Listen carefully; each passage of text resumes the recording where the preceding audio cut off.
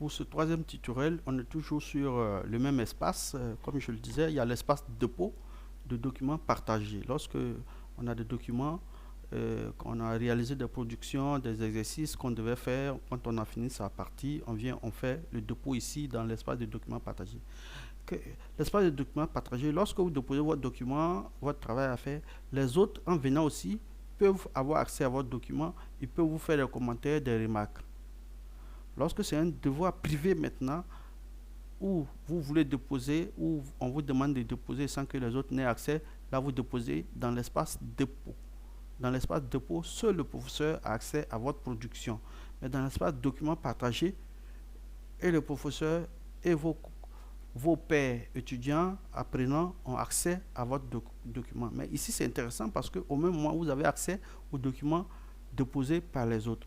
Vous pouvez regarder leur production pour enrichir la vôtre, comme eux aussi peuvent se servir de votre production pour enrichir leur production. C'est en cela que nous disons que c'est une auto-formation et puis une formation collaborative. Maintenant, à côté de ces espaces, il y a aussi le forum.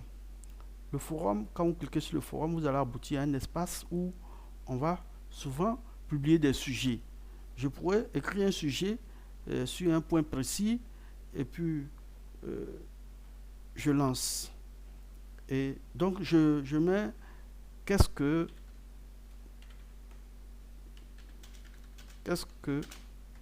l'enseignement à distance.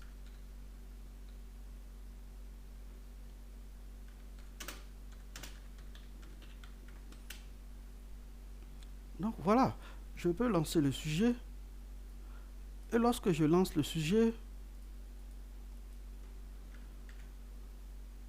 chacun peut venir participer par des commentaires et puis au fur et à mesure répondre au sujet. Chacun vient répondre au sujet. Et donc ça peut se faire en direct lorsque les autres sont connectés, lorsque tu es connecté, etc., etc. Donc on appelle ça une participation en mode asynchrone. Donc lorsque on a un sujet où on voudrait que les autres puissent donner leur avis, on puisse débattre, vous pouvez venir le déposer dans l'espace forum. Et après ça, je vais vous parler aussi de l'espace de messagerie.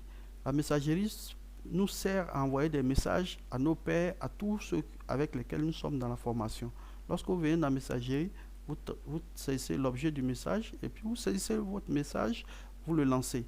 Quand vous le lancez, il part chez tous ceux que vous avez sélectionnés.